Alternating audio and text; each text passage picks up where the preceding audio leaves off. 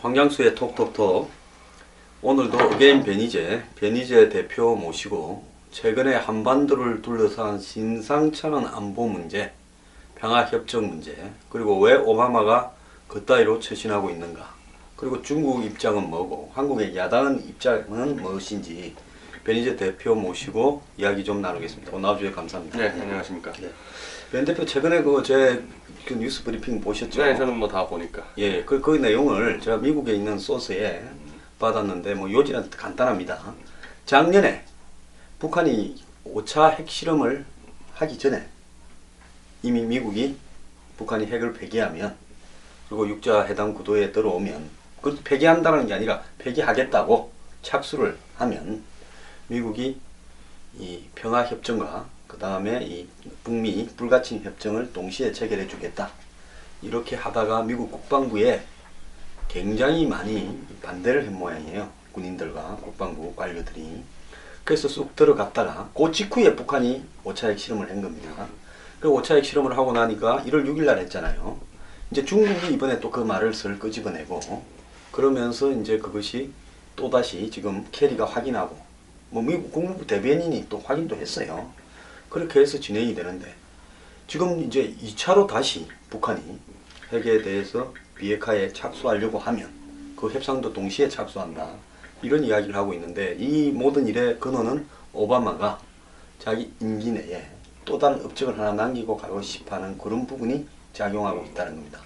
자, 변 대표, 이 평화협정에 대해서 한국에서 의외로 언론이나 다 조용해요. 청와대, 그 다음에 무슨 외교통상부, 이게 그렇다고 아마 좀 안보 쪽 우려하는 사람들은 설마 그런 일이 벌어질까 설마 하는 게 있을 거고, 그리고 북미 평화 협정의 뿌리는 오래됐거든요. 오래됐죠. 이거 원래 김대중 정부 때부터 사실은 노무현 정부 추진을 했었죠. 그래서 6.15 그 남북 정상회담 이후로 실제로 하려고 그랬고, 그것 때문에 클린턴 정부에서 올브라이트 국무장관이 평양을 방문해가지고 대충 각 잡아놨죠. 각 잡아서 클린턴 대통령이 북한을 방문해서 도장을 찍으려고 했는데 임기가 다 됐죠. 네. 그리고 이제 부시 새 정부가 이제 정권을 교체해 버리니까 그래서 이게 안 된 거고, 그러다가 이제 부시 정권 넘어와서는 이제 기조가 바뀌어가지고 이제 물 밑에 좀 숨었다가 이게 나중에 이제 2006년도에 핵 개발되고 그러면서 이제 미국 쪽 기류는 핵을 포기하기 전까지는 북미 평화협정 논의를 할 수가 없다로 사실 지금까지는 좀 온 겁니다. 근데 여기서 중요한 거는 이미 DJ 정부 때부터 북미 평화협정에 대해서는 미국 쪽이 원래 생각을 가지고 있었다. 그래서 이 정전협정을 평화협정으로 돌리고, 그러다가 이제 핵 때문에 안 됐는데 핵을 지금 처리를 못했으니까 에라 이거 2판 4판이다. 그냥 차라리 한꺼번에 논의하자. 이거 원래 중국의 또 좀 전통적인 입장이었어요. 그러니까 비핵화와 북미 평화협정을 같이 가자. 사실 이제 미국이 이걸 좀 막고 있다가, 글쎄 여러 가지 지금 이유가 있는 것 같아요. 갑자기 튀어나온 이유가, 오바마라는 사람 자체가요 원래 굉장한 파퓰리스트거든요. 그러니까 아주 안 좋은 의미에서 파퓰리스트 정책을 많이 했기 때문에 그런 것도 있고, 지금 트럼프 현상이 워낙 거세고, 실제로 트럼프가 집권할 수 있다고 지금 얘기도 나오고 있지 않습니까? 그러면은 이거 어떻게 될지 모르겠다, 트럼프 정권 이후에는. 그래서 그 전에 해치워버리자. 좀 급하게 서둘 수는 있는 상황이죠. 자, 그런데 한국 국민들이요, 평화협정이라는 부분에 대해서 휴전 당시 1953년 휴전 당시 또 1950년 6.25 전쟁 발발로 돌아가서 한번 새겨볼 필요가 있어요. 6.25 때 북한이 남침했을 때, 그때 소련이 뭔가 일이 좀 있어서 소극적으로 있는 사이에 유엔에서 이 참전 결의안이 통과됐지 않습니까? 그래서 참전 결의안이 통과되면서 동시에 이렇게 통과된 위임 상황이 뭔가 하면, 이 미국의 이 8군 사령관이 유엔 사령관을 겸임한다. 그래서 나머지 밑에 휘하에 각국의 유엔 파견 군대를 이렇게 통솔한다, 이렇게 결정이 났었습니다.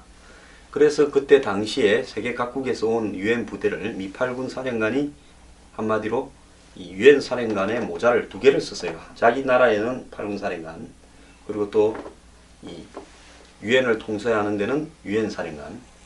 이래서 이제 53년에 휴전이 정전 체제가 될 때 이 한국은 제외되고 그때 이승만 대통령의 뭐 북진 통일 뭐 이런 것 때문에 제외되고 미국하고 중국에 이 팽덕회하고 김일성 그러니까 이 사람이 이쪽은 2명 이쪽은 미국 하나 이렇게 해서 합의가 된 거 아닙니까? 자 그래서 그 이후로 이 유엔 사령부가 형식적이지만은 지금까지 있고 판문점에도 존재하잖아요. 자 그렇다면 그 다음에 이제 주한미군이 있다가 이 주한미군의 시스템을 강화하기 위해서 한미연합사령부가 만들어진 거 아닙니까? 그래서 한국에 또 포스타가 한미연합사 부사령관을 하잖아요. 주한미군 사령관을 겸하고요.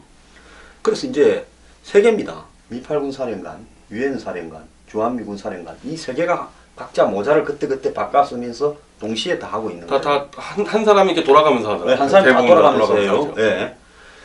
그래서 이렇게 된 상황에서 지금 이 북미 간의 평화 협정이 체결되었을 때 유엔 사령부는 이 평화 정전 체제가 한마디로 휴전이 아니라 이 평화 체제로 가면서 이제 적대 정책을 종식한다는 거 아닙니까?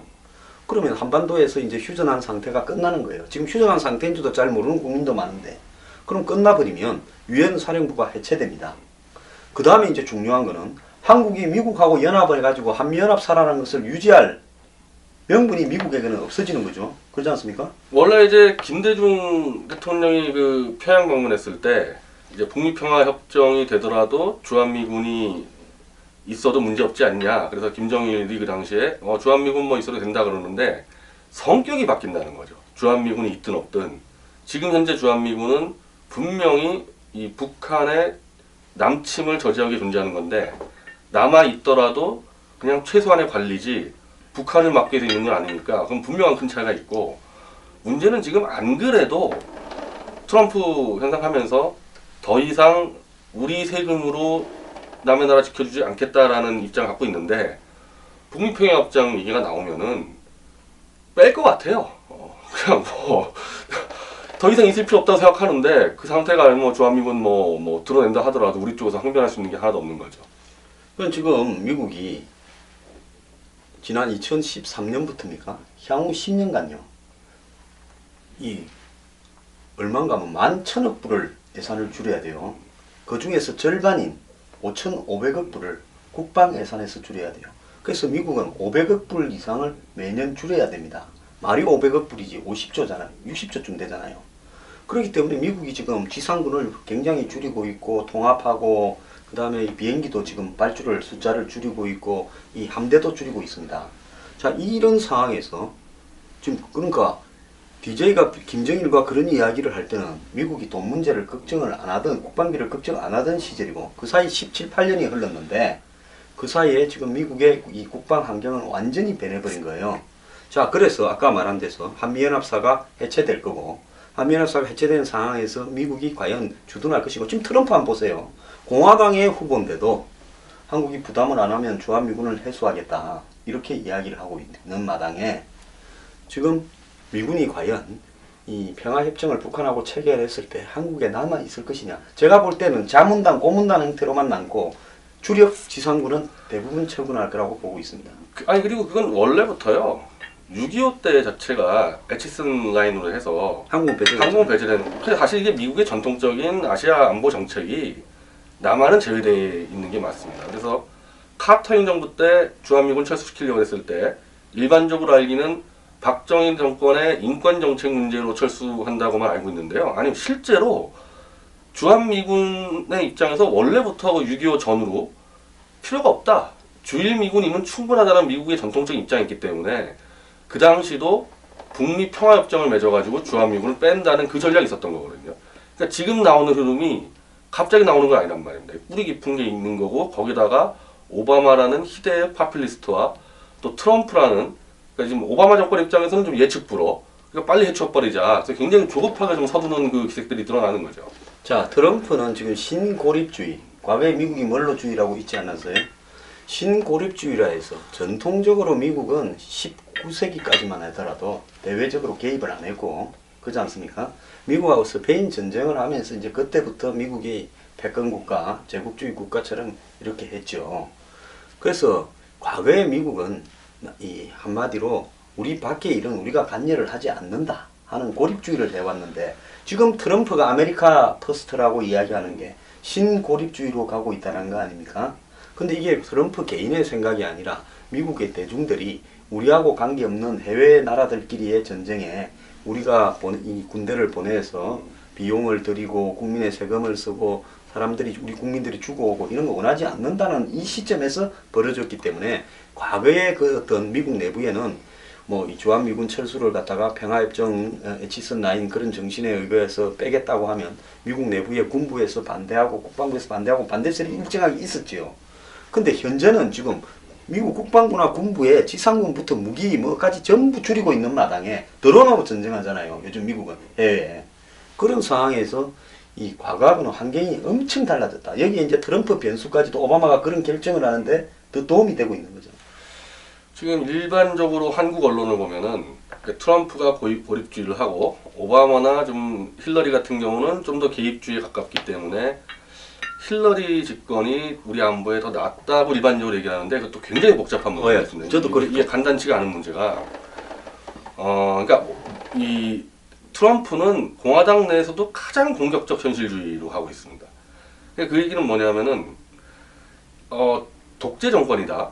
독재 정권을 했을 때 일반적으로 민주당 쪽 정권은 인권을 내세워가지고 독재 정권을 용납하지 않는 개입주의를 좀 택하는 경우가 있고, 근데 공화당 내에서도 이 공격적 현실주의는 독재 정권이라 하더라도 쟤들이 안정적이면 봐주겠다는 게 있는데, 그래서 트럼프가 지금 이 중동에다가는 그렇게 하겠다는 거예요. 중동에다가는 다신 쳐들어가서 정권을 갈아치고 나라를 세우고 이런 걸 안 하겠다. 돈만 팠었지 지금까지 뭐 성공한 사례가 없다. 근데 트럼프가 북한에 대해서는 그 입장은 아니에요. 미치광이라고 이야기하면서 그러니까 김정은 같은 자하고는 협상이 필요 없다. 완전 미치광이기 때문에 쟤네들은 협의해 봐야 또 뒤에서 뒤통수 게 뻔하기 때문에 일반적으로 좀 중동에 대한 정책하고는 다르고, 그럼 트럼프는 뭐 하냐? 중국을 두들겨 패가지고 중국이 알아서 처리하게 하겠다. 그러니까 미국 군사력을 동원해서 처리하진 않고 돈이 아깝다 하던데 중국이 다 할 수 있기 때문에 중국을 압박해가지고 처리하겠다라는 트럼프 정책인데, 이 정책은 좀 지금까지 나온 정책과는 좀 다른 거고, 지금 힐러리나 오바마가 하는 거는 아주 그냥 계속 해왔던 이른바 실패한 정책. 그러니까 북한을 좀 국제사회로 이렇게 해가지고 뭐 대충 제재하면은 뭐 튀어나오지 않겠냐. 그러니까 안 되는 걸 계속 하고 있는 겁니다. 오바마하고 힐러리 같은 경우. 근데 그게 안 되니까 이젠 아예 차라리 그냥 핵이 있는 상태에서라도, 그래도 지금까지는 그랬어요. 핵을 포기하지 않으면은 협상 없다 그랬는데 핵을 들고 있는 상태에서도 북미평화협정을 한번 해보겠다 지금 이래서 또 후퇴가 된 거죠. 이게. 예, 그래서 이 트럼프 같은 경우에는 주한미군 주둔비 분담금만 지금 우리가 뭐 한 50% 가량 낸다 이렇게 하니까 그걸 한 2조 정도로 해주면 100%라고 해주면, 그럼 트럼프는 또 막 빠진 게 많다 하겠지만 협상이라는 게 그 정도 해주면 차라리 돈 문제에 불과할 수 있어요. 그리고 북한에 대해서는 비타협적으로 아주 강경하게 미국과 중국과의 경제 문제를 가지고 쪼아가지고 이 북한을 중국이 안 쪼을 수 없도록 만들겠다, 이런 정책인데, 우리나라 국민들 상당수가 제 또 뭐 댓글 달거나 비판하는 사람 보면 힐러리가 되기를 원하고 트럼프가 되면 우리가 뭐 주한미군이 철수더니 이렇게 이야기하면서 힐러리는 한국의 방어에 대해서 안정적인 입장을 가지고 있다는데, 그건 오바마하고 50보 100보고 자기 남편도 그렇게 할라 했던 거하고 50보 100보다라는 부분을 구별해서 알아야 될 것 같고요.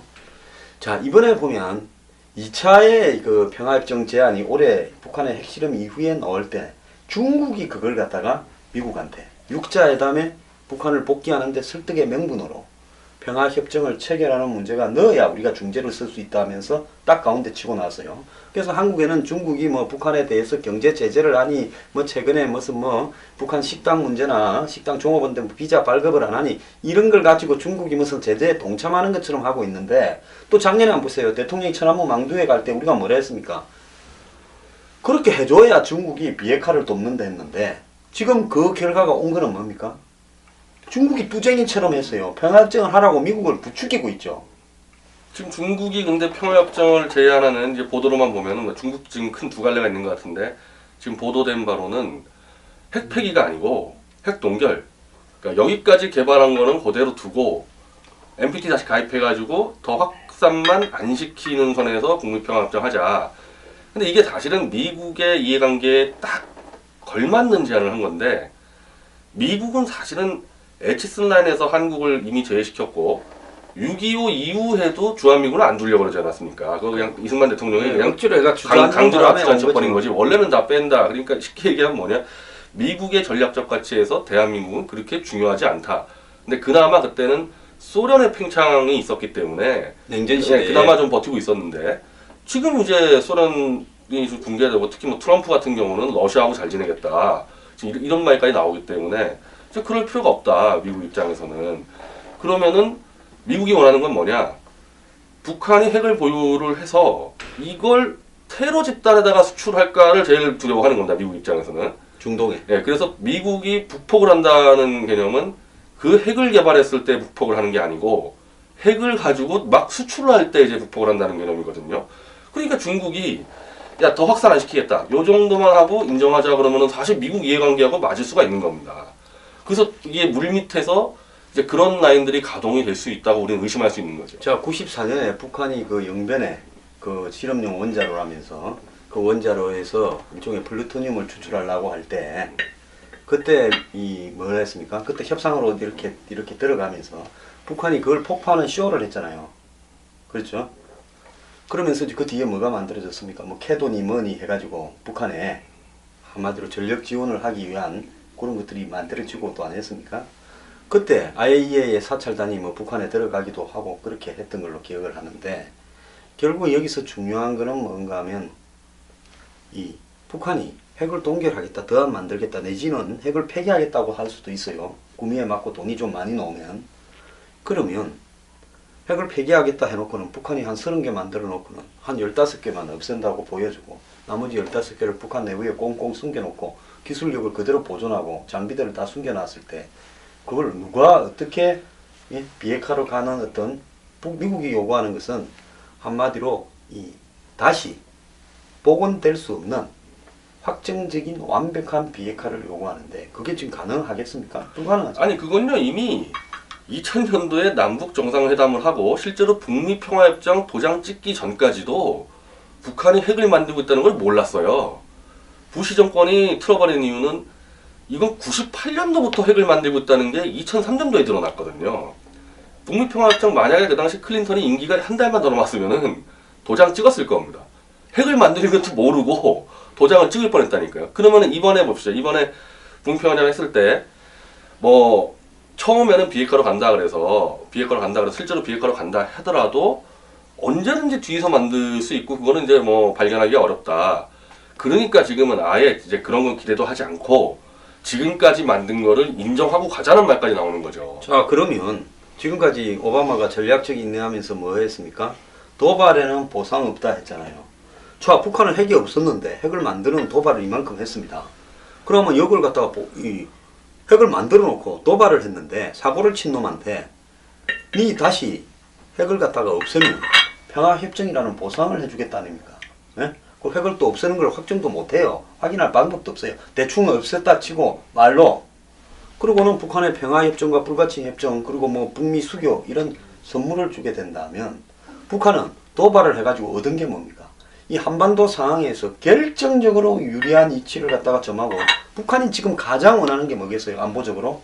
주한미군 철수 아니겠습니까? 자, 평화협정이 체결된 상황에서요. 지금 한국의 야당이나 한국의 종북이나 친북이나 제야가 주한미군 철수하라 하겠습니까? 안 하겠습니까? 그리고 분담금 낸다 하겠습니까? 안 낸다 하겠습니까? 이게 국내 상황도 그렇고요. 저는 오히려 이 점에 대해서는 그러니까 미국은 대충 덮고 북미평화협정으로도 충분히 갈 수가 있다. 오히려 미국은. 근데 이게 또 그렇게 간단치가 않은 문제가 만약에 북한 핵보유국이 인정이 되면요. 일본이 이제 100% 하겠죠. 이제 기회를 잡은 거죠. 일본 입장에서는. 야, 이게 웬 떡이냐. 이래가지고 당연히 핵무기 개발 플러스 이제 군사 대국화로 가기 때문에 중국이 또 이게 또 머리가 아파요. 그래서 사실 중국에서 기조가 막 2개 왔다 갔다 하는데 약간 세대 문제가 있다 그러더라고요. 나이가 한 60, 70대 넘어가는 사람들은 북한에 유리하게 가는 거고 이제 40대, 50대에서 오늘도 뭐 푸단대 교수가 한국 와서 얘기하는데 야 이렇게 되면 뭐 이거 뭐 동아시아가 완전히 그냥 불바다 될 수가 있는데 중국 이해관계가 또 안 맞는 수가 있습니다. 이 부분에서. 그래서 오히려 지금 이 북미평화협정 이런 문제들은 미국의 이해관계랑 더 잘 맞는 부분이 있어요. 자, 일본 같은 경우에는 이 준비 땅 하면 6개월 만에 핵폭탄을 완성시킬 수 있다는 거고 그것 때문에 일본이 엄청난 일본이 이 대가를 치르고 과거에 플라자 합의라고요. 87년입니까? 미국의 그 요구에 따라서 환율을 갖다가 절상을 하면서 그것 때문에 일본이 이제 사실 맛이 가게 되는 잃어버린 20년이 시작이 되게 된 계기이기도 한데 그러면서 낙하손해가 얻어낸 게 뭔가 하면 이 핵 재처리예요. 재처리 시스템을 통해서 뭐가 나옵니까? 플루토늄이 추출되죠. 그래서 일본은 엄청난 양의 플루토늄과 또 다른 농축 우라늄 이런 부분들을 보유하고 있어서 당장 수백 기의 핵을 만들 수가 있어요. 그런데 만약에 지금 우리나라 정부가 지금 미국이 저렇게 물밑에서 진행되는데 우리는 뭐 제재를 강화하니 어쩌니 하지만은 북한의 김정은이 이번에 7차 당대회에서 핵과 미사일로 사실상 대관식 한 거 아니에요? 북한이 노리는 거는 뭐겠습니까? 한국은 내가 볼 때 어느 개가 짓냐하고 염두에도 안 두고요. 그 다음에 제재에 대해서도 눈도 깜짝 안 하고 있다고 봅니다. 한 3, 4년은 우리 버틸 수 있다고 생각하고요. 그러면서 자기 시스템으로 일사불란하게 만들어 버리는데 북한은 지금 미국에 트럼프 나오는 거, 또 오바마가 임기에 쫓기는 거, 또 중국이 자기들한테 뭐 한편으로 때리는 척 하지만 한편으로는 아직도 뒤에서 밀어주고 있는 거, 이런 부분을 봤을 때 자신들한테 기회가 온 좋은 게임을 하고 있다는데 한국은 지금도 제재하는데 이 제재 가지고 북한이 막을 방법이 있습니까? 근데 평화협정에 대해서 이렇게 입을 다물고 있어도 돼요? 뭐 물밑에서 움직이는지는 모르겠어요. 근데 지금은 이제 이른바 이 전통적인 두 가지 정책, 그러니까 퍼주기 정책과 이 좀 보편적인 제재 정책, 그러니까 각 나라들이 균등하게 하는 제재 정책이 두 가지가 병행돼서 왔는데 둘 다 실패했다. 근데 사실 트럼프가 잘 보고 있는 거예요.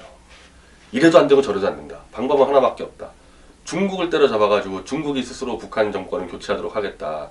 사실 아무리 봐도 이거 말고는 없는 건데 그냥 한국 언론들이 트럼프를 완전 괴물로 또 만들어 놔가지고 저거 정말 또 집권하면 어떡하려고 그래 저렇게. 제가 TV에 나가 누가 될 것 같냐 하니까 트럼프 된다 하고 또 트럼프를 갖다가 이렇게 막말 기행을 이삼는 사람이다라고 비판을 해서 내가 그러지 않다고 이야기했더만 제가 반쯤 도라이를 치그럽디다.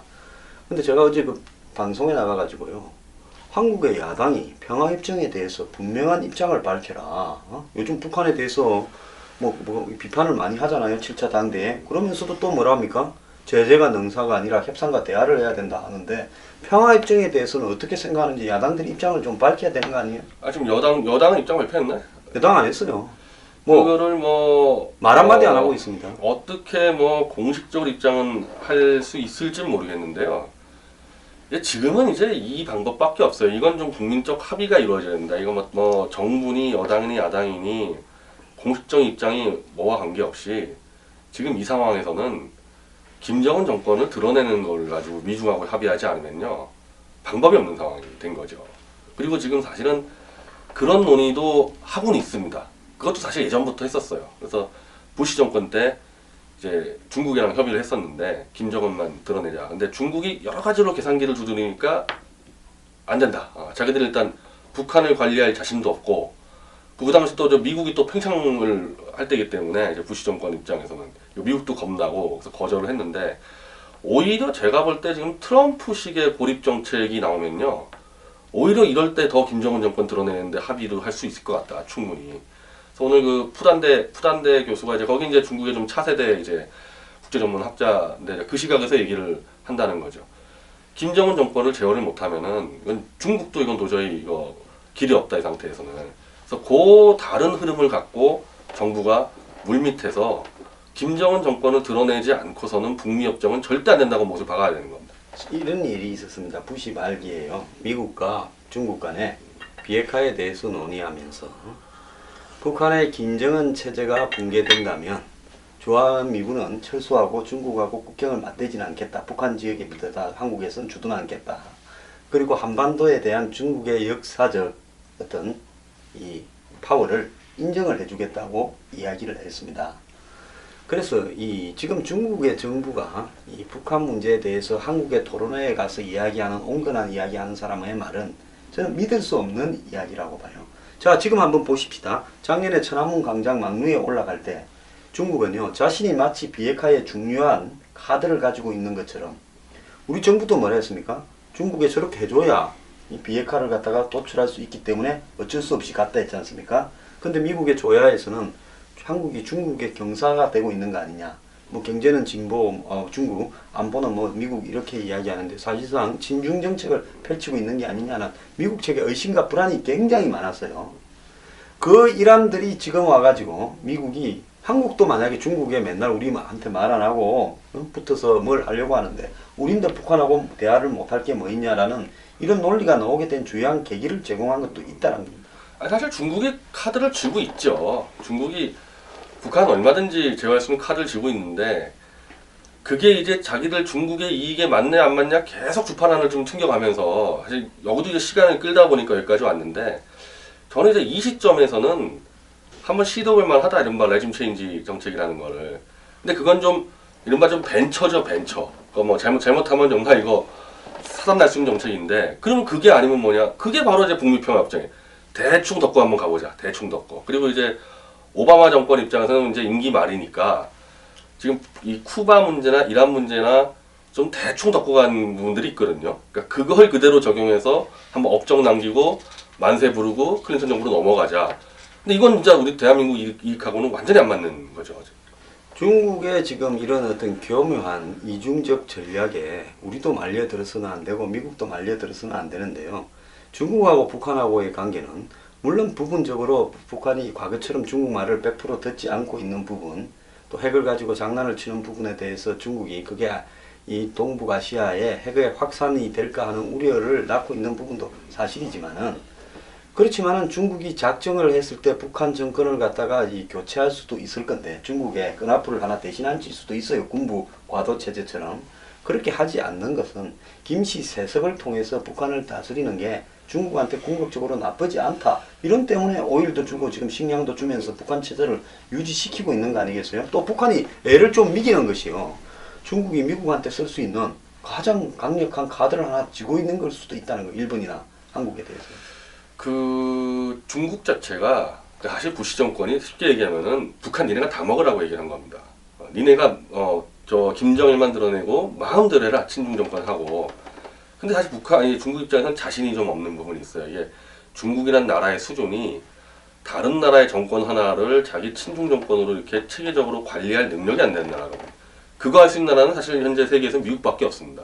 미국이 그런 걸 늘 했었는데 중국은 전통적으로 그런 걸 하는 게 아니라 원래 이 들어누워서 그냥 조공이나 받아먹는 일을 했기 때문에 그 자신감이 좀 없는 부분이 있죠. 그러니까 차라리 이거 자신 없는 거 하지 말고 요 김씨 왕조 요 잘 버텨서 한번 가볼까 이렇게 해서 여기까지 오게 된 거고. 근데 중국이 사실은 이제 북한의 핵 보유 부분에 대해서는 사실은 그건 반대하는 거는 명확해요. 왜냐하면 딴 걸 떠나가지고 핵 실험을 전부 다 중국 국경 근처에서 하고 있거든요. 이게 한경북도 잘못 터지면 또 간다고 생각하니까. 이게 지금 그러니까 중국의 입장도 김씨 왕조 드러내서 친중 정권으로 확실히 관리할 자신 있으면은 분명히 레짐 체인지 할 수 있을 텐데 그 자신도 없는 거예요.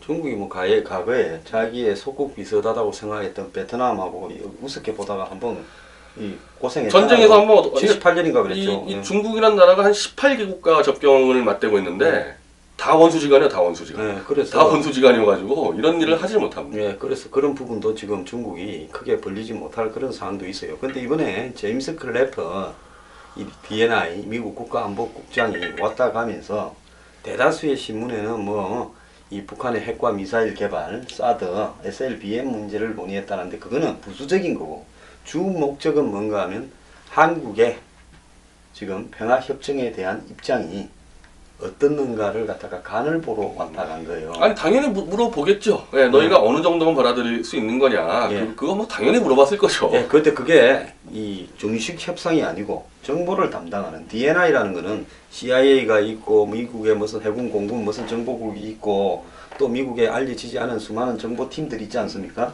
그런 팀들의 정보를 갖다가 9.11 이후에 각 기관 간의 정보가 제대로 교류가 안 됐다. 그래서 그런 정보를 갖다가 전부 잡아가지고 이 분석하고 판단하고 보고하는 이런 정보 통합 시스템의 최상단에 있는 기관이다 이래 봐야 되거든요. 여기에 국장이 한국에 와서 논의를 하고 갔다라는 것은 한국 측의 평화협정에 대한 태도를 간을 본다. 간을 본다 말은 뭔가 하면 한국의 의견에 따라서 미국이 하고 안 하겠어요? 자기들이 하려고 마음먹으면 어떤 형식으로든지 할 거예요.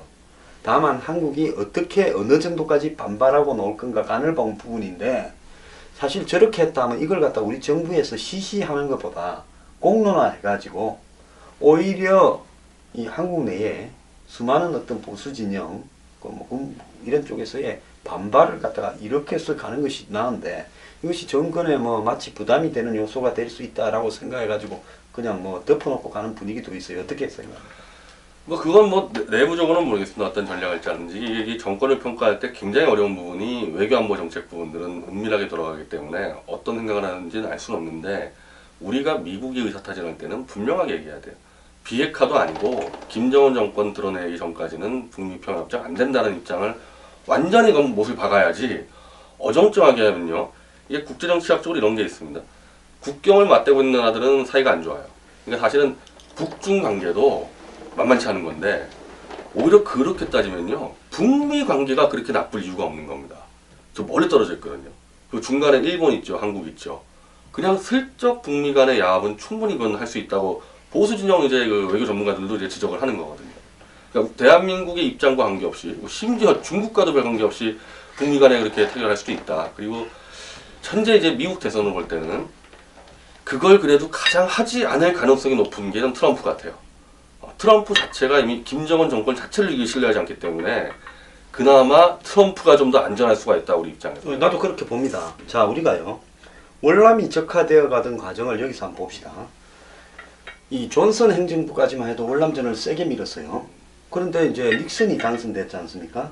그러면서 미국이 월남전에 발을 빼려 했는데 그 결정적인 계기가 구정 공세지요. 이 사이공, 당시 남베트남의 수도인 사이공까지, 사이공의 곳곳 주요 거점까지 이 베트콩들이 기습을 했지 않습니까? 구정 공세에 엄청나게 대이면서 미국 내부에 뭐가 일어났습니까?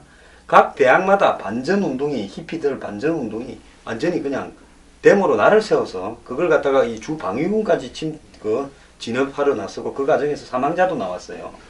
이렇게 미국의 여론이 반전운동이 높아지고 또 닉슨이 그런 어떤 부분에서 굉장히 현실주의자니까 공화당이라도 중국하고 이렇게 국교를 맺어버리고 대만을 포기하고 또 이 베트남에서도 발을 빼버리자, 이런 어떤 미국의 입장하에 이 72년인가 파리 협정이 체결되지 않습니까? 그래서 그때 어떻게 됩니까? 레둑토라고 뭐 하는 하고 키신저하고 가서 협정을 맺었잖아요. 베트남에서 일부는 반대했지만 뭐 일부는 아무 생각이 없었죠. 그래가지고 그 해에 뭘 받았습니까? 노벨 평화상을 공동 수상했잖아요. 헨리 키신저하고 레둑토 이 협상 당사자들끼리요. 베트콩하고 그러니까 이 월맹하고 한마디로 미국하고 했고 베트남은 소외돼 있었습니다.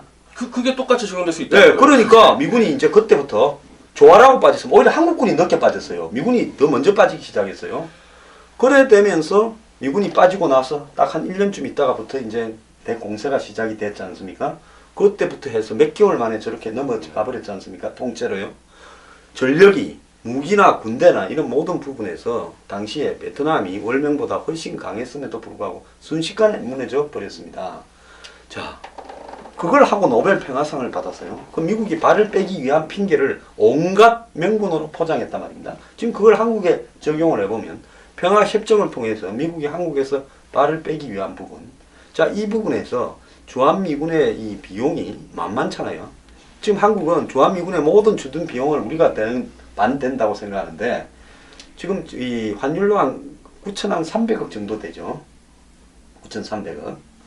그런데 그거는 주한미군에 일하는 그 노무자, 또 주한미군의 각종 기지와 관련되는 공사 비용, 거의 다 급여예요. 급여. 예, 그런 거의 거, 급여. 예, 공사 비용이 있어요. 보수 비용. 그런 건데 그 급여도 미군의 비용이 아니라 주한미군에 종사하는 한국 군무원들의 월급인 겁니다. 그러면 주한미군의 28,000명의 월급은 누가 줘요? 미국 정군에서 주지요. 또 미군 가족 한 명이 한 달에 거주하는데 $10,000를 잡습니다. 거주 비용을요. 해외 거주하게 되면 가족들. 자, 이런 부분, 또 주한미군이 지금 한국에 넣고 있는 무기 있지 않습니까? 그 무기의 총 가격이 얼마냐?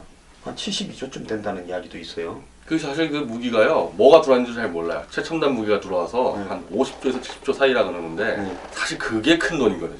그러면 그거를 갖다가 감가상각을 해서 한 20년 쓴다고 이렇게 환산을 하면, 네? 최대치로 잡아 20년도 못 쓸 거예요. 지금 이미 뭐 고문할 때.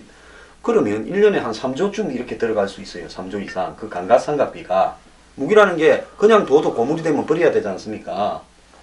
자, 이런 어떤 부분까지 고려하고 그런 어떤 보이지 않는 나머지 비용들을 고려한다면요. 우리가 9,300억 내고 이렇게 하는 것이 의미가 있는가 이런 생각을 해요. 근데 이미 이 흐름이 그러니까 지금 뭐 한국 여론에서는 트럼프 집권만 막으면 해결할 수 있다고 생각하는데 트럼프와 샌더스 지지층의 이 광범위한 숫자를 보면은 주한미군 축소는 이미 기정사실이다. 이건 시간이 가면 갈수록 점점 지금 사실은 많이 지금도 빠지고 있습니다. 지금도 계속 줄고 있어요. 예, 점점 뭐 이라크에 그때 보면 화력 포대가 갔다가 안 왔잖아요. 그런 식으로 계기만 있으면 나가면 다시는 잘 오지 않아요. 그래서 우리 입장에서는 주한미군이 빠지기 전에 빨리 승부를 볼 수밖에 없는 벼랑 끝으로 몰리는 거죠. 뭐 예를 들면은 우리가 먼저 북폭을 해버리겠다고 선언할 수도 있는 상황이 와야 된다는 겁니다. 그런 상황이 올 수도 있어요. 지난번에 사드 배치 같은 것도요. 이것저것 따지지 말고요. 사드를 배치라고 배치시켜 놓으면 미국이 다시 빼기가 쉽지 않을 거란 말입니다. 그래서 우리가 서둘러서라도 빨리빨리 했어야 되는데 지금 이 상황을 감안한다면 그런 거 아닙니까? 자, 우리가 지금 이 방위비가 얼마입니까? 30조잖아요. 30조를 썼는데 맨날 북한한테 무기가 모자라고 뭐가 무슨 뭐 방산 비리가 1년 내내 나와요. 얼마 전에 수리온 헬기 나왔죠. 자, 이렇다 그러면 차라리 미국한테 한 5조 주면서요. 네? 제대로 지켜달라고 이야기하는 게 나은 거 아닙니까? 근데 어떤 사람은 뭐 미국이 용병이냐 어쩌냐 그런 생각을 해서는 안 된다고 하는데 나는 생각이 그러지 않습니다. 사실 5조 정도가 아니라 한 20조 정도 줘서 그냥 빨리 처리하자 그런 제안도 가야 되는 겁니다. 그냥 돈 좀 줄 테니까 미국은 사실 돈 주면 합니다. 미국이라는 나라는. 아, 하겠죠. 돈 때문에 안 하는 거지. 근데 이제 미국에서 그러니까 미국이 대한민국이라는 나라를 100% 동맹으로 신뢰하느냐 그렇지 않다는 전제를 좀 알고 있을 필요가 있어요. 왜냐하면 이 베트남전에 한번 잘못 들어갔다가 야 이거 민족 내부 문제 꼈다가 정말 이거 피 보는 수가 있구나 그런 정서가 있고 이 김대중 정부부터 노무현 정부 이어지면서 아 이 도대체 미국이 주는 정보를 자꾸 북한으로 흘러 들어간다. 네, 그건 분명한 사실이죠. 그래서 이거는 한 팀이다 이거는 남북한이 그 정서 때문에 사실은 주일 미군까지만 미국 우방이고 여기는 차라리 그냥 놔두자 뭐 같은 민족이라는데 그 정서가 분명히 있다는 거죠. 과거에 그 DJ 노무현 정권 때 미국이 이 최고급 정보는 한국하고는 공유하지 않았다. 왜? 개성공단에 드나드는 사람, 개성에 드나드는 사람들에 의해서 많은 정보가 북한으로 넘어갔다. 특히 뭐 이 소프트웨어 관련되는 IT 관련 정보도 굉장히 넘어갔다. 이렇게 생각을 하면서 불신을 하고 있어요. 그런데 한국이 또 보면 야당으로 정권 교체될 가능성이 있다. 자, 그래서 또 저런 정권이 다시 또 등장을 하면 미국은 뭐냐라는 거죠. 자, 노무현 정부 때 동북아 무슨 금융허브 친중 정책 어쩌면서 중국에 굉장히 경사되었습니다. 그런데 또 지금 현재 보수 정권이라는 박근혜 정부에서도 중국에 경사된 부분이 있어요. 그런데 하물며 정권이 교체가 되었을 때 한국이 도대체 어떤 정치적 행보를 할 것이냐에 대해서 가지고 있는 미국의 의구심을 본다면 미국이 주한미군 어떤 이런 이 부분을 굉장히 유동적인 부분으로 생각하고 있고 북미 협정을 맺으려고 하는 거. 우리가 빰 맞기 전에 선제적으로 우리가 빰 때리자 이런 생각을 하는 것도 무리가 아니라는 거죠. 그러니까 북미 협정을 정말 추진한다 했을 때 남한하고 상의 안 할 수 있다는 겁니다. 오히려 물어봐 주면 사실 고마운 거고 왜 깊이 상의했다가 또 우리는 또 정권이 언제든지 바뀔 수 있는 상황이잖아요. 특히 지금 상황 같은 경우 그것도 이제 북한하고 좀 가까운 정권 들어올 거도 머릿속에 넣고 있기 시작하면은 상의 안 하고 그냥 해칠 수가 있다. 그래서 북미평화협정 관련해서는 저는 이제 이 부분은 미국이 물어보든 안 물어보든 조만간에 정부에서 분명한 입장은 나와야 될 것 같아요. 예. 물어봤다고 답하는 게 아니라 국민들에게 호소를 하는 거죠. 김정은 정권이 저렇게 있는 한은 평화협정 안 된다. 우리 입장은 분명하다 이걸 선언하고 이 부분에 대해서 야당 지지도 끌어내야 되는 거죠. 예, 저는 오늘 사실 다음번에 대통령이 야당 대표들하고 만나게 되면 평화협정 문제에 대한 안보의 우려성 부분과 미국 정부의 어떤 정책 변화 부분들을 야당한테 이야기하면서 이 부분은 여야를 떠나서 하나된 의견으로 국민들 앞에 공동 기자회견을 하자라고 제안할 필요도 있다고 봅니다. 이제 이승만 대통령 때를 좀 타산지석 삼을 필요가 있는데 사실 그때가 이른바 정전협정 때 한국 빼고 들어간 거 아닙니까? 대한민국 빼고 들어갔습니다. 정전협정. 그나마 사실은 그 당시 정전협정 시작이 충청도까지 점령당했을 때부터 얘기가 나왔습니다. 그 이승만 대통령이 배째라고 들어놓지 않았으면요, 충청도 밑으로 휴전선 될 뻔했어요. 그래도 버티고 버텨서 여기까지 올라왔고, 주한미군 빼는 것도 그냥 버티고 미국을 공갈 협박해가지고 주한미군 남겼단 말이죠. 만약에 이승만 대통령이 미국이 하자는 대로 멍하니 있었으면요, 나라 이렇게까지 못 지켜냈습니다. 예, 그래서 지금이 똑같은 상황이에요. 예, 지금. 변 대표 말대로 우리 정부도요, 미국의 입장에 따라서 미국이 칼 뽑을 때까지 괜히 시끄러운 문제를 우리가 먼저 끌어내서 이런 일이 벌어진 데 대해서 마치 안보 무능처럼 비춰질까봐 두려워하지 말고 선제적으로 야당도 끌어넣어서, 야당이 여기에서 반대한다면 아마 야당이 지금 이야기하고 있는 안보에 대한 입장을 갖다가 강화하겠다, 우측으로. 이 부분이 거의라는 게 증명이 되는 거 아닙니까? 정면으로 국민 앞에 대통령이 이 모든 것을 호소하고요, 국민의 지지를 바탕으로 해서 미국에도 공개적으로 강한 요구를 해나갈 시점이 되었다고 봐요. 왜냐하면 미국이 지금 오바마 임기 말인데 오바마가 꼼수를 워낙 잘 쓰고, 또 힐러리가 된다 한들 오바마 꼼수가 연장이 될 수 있습니다. 자기 남편의 그런 과거의 행태가 있잖아요. 그렇기 때문에 한국은 이 트럼프가 되면서 그냥 돈 문제는 돈 문제대로 협상을 하면서 정리하는 게 낫고요. 그러면 이런 부분에 대해서 이 위급한 시점에서 대통령이 안보 문제를 국민한테 정면에 호소해야 된다는 입장입니다. 이제 국내 언론과 논객은 트럼프의 외교 전략에 대해서는 정확히 알려줘야 됩니다. 굉장히 현실적인 거예요. 그리고 지금까지 실패한 정책과 분명히 다르고 충분히 우리 입장에서는 고려해볼 만한 일이거든요. 그러니까 트럼프를 마구잡이로 까는 것 자체가 이게 나중에 트럼프 정권이 들어서든 안 들어서든 크게 해악이 된다. 그러니까 트럼프의 생각을 정확히 알려줄 필요가 있습니다. 예, 지금 오늘 뭐 여러 가지 좋은 이야기들 많이 나눴는데요.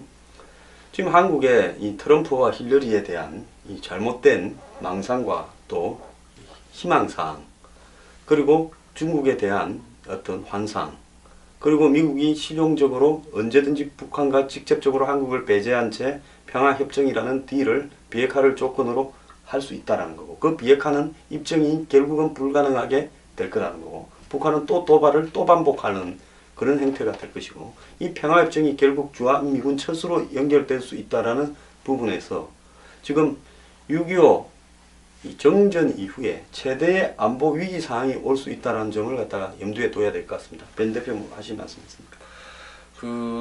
참 현재 이 언론들도 언론 비평을 하지만은 정말 큰일이에요.